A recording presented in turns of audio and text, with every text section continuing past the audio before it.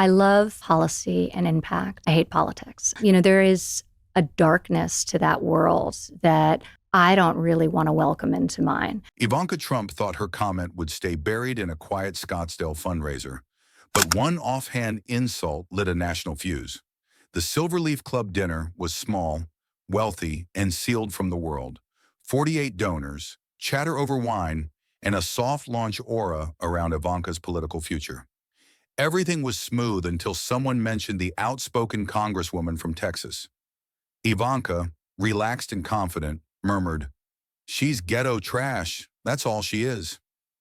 It wasn't loud, just casual cruelty. But one uneasy donor sent a text. A reporter followed up. Two confirmations and a leaked audio clip later, the story exploded online. Jasmine Crockett was in her D.C. office when her chief of staff handed her the headline. She didn't lash out. She simply said, "So she thinks I'm trash," and requested a slot on MSNBC.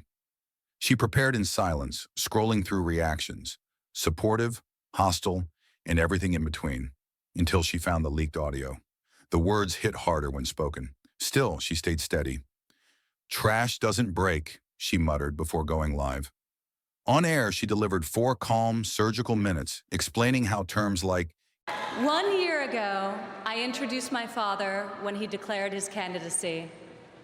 In his own way and through his own sheer force of will, he sacrificed greatly to enter the political arena as an outsider. ghetto and trash have historically been used to exclude, diminish, and control. She spoke without anger, redefining the insult's power. When she ended with, "If being unapologetically black and outspoken makes me trash, maybe America needs to ask who's been taking out the garbage," the internet detonated. Her clip reached millions within hours. Classrooms discussed it. Barbershops replayed it. A single mother wrote, "I needed to hear you." Donations tripled. Even some conservatives admitted her poise was undeniable. Ivanka stayed silent. No denial, no apology. The quiet made the insult heavier. A weak PAC statement dodged responsibility and only inflamed the backlash. Donors grew uneasy. Strategists panicked. Some wealthy backers quietly pulled funding from Trump-aligned events. Meanwhile, Jasmine refused a media tour. She let her words work on their own. In town halls and coffee shops, people approached her with gratitude. Teachers asked to use her interview in civics lessons.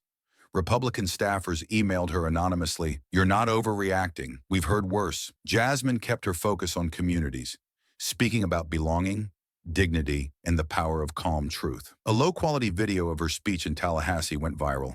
Millions watched her say, "If honesty makes me trash, I'll keep taking out the garbage." Right-wing media tried to smear her with weak stories about old disputes and anti-American comments.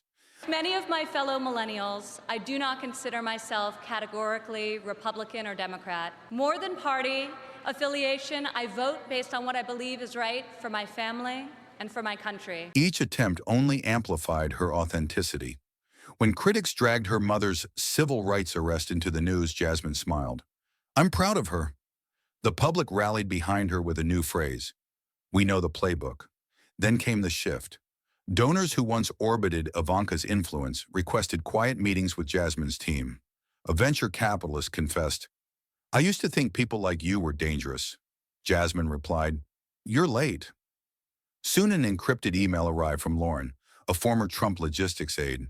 She claimed Ivanka had said even worse after the leaked line, that Jasmine only barks on TV and plays victim. Lauren provided a time-stamped note she'd written that night. Jasmine received the information without vengeance. "We build with it, not burn." Word spread discreetly.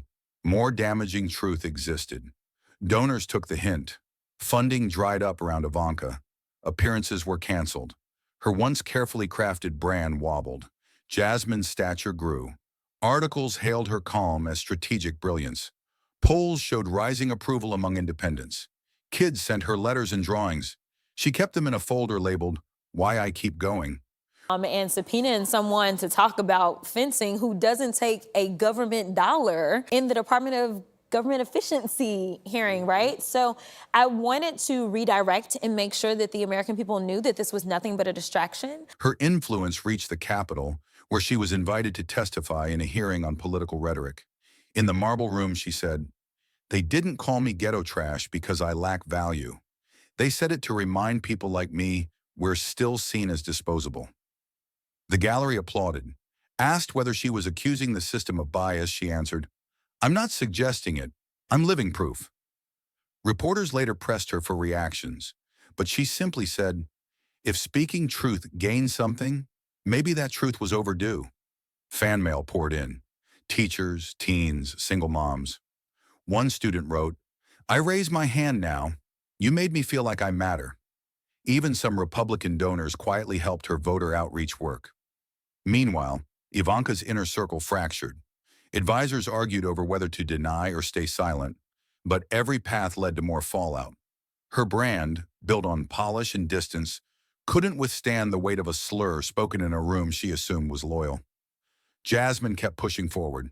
She returned to her committee work, met constituents, expanded outreach in Memphis and Tulsa, and walked through crowds that clapped when she passed. She didn't gloat. She didn't escalate. She simply carried the moment with dignity. At a town hall in Des Moines, an older woman told her, "You reminded us how dignity speaks." Jasmine nodded. Sometimes the loudest response is calm. The movement grew around her, not because she shouted, but because she didn't. Her silence after the interview wasn't retreat. It was confidence. She had already said enough. By the time the dust settled, Ivanka's reputation had stalled while Jasmine's soared. What began as an insult meant to diminish her instead amplified her voice. And as she looked out over the Capitol one evening, bracelet from a middle schooler on her wrist, she smiled and said, "Let's keep going." In the weeks that followed, the moment shifted from viral spark to steady flame. Communities that rarely aligned found common ground in her steadiness. College students organized forums on coded language and politics. Elders in church basements replayed her testimony like scripture, nodding as she spoke of belonging not as a gift, but a birthright. Even skeptical commentators admitted something unusual was happening. A politician was gaining power by refusing to perform outrage. Jasmine stayed grounded. She walked the long halls of Congress with her head high, but her pace unchanged, greeting custodial staff and interns with the same warmth she offered allies. She told her team that movements aren't built in news cycles, but in the slow, stubborn work of showing up. And she kept showing up. Town halls, community centers, late-night phone calls with constituents who didn't want to vent. They wanted to hope. Meanwhile, the political world buzzed with speculation. Would she run for higher office?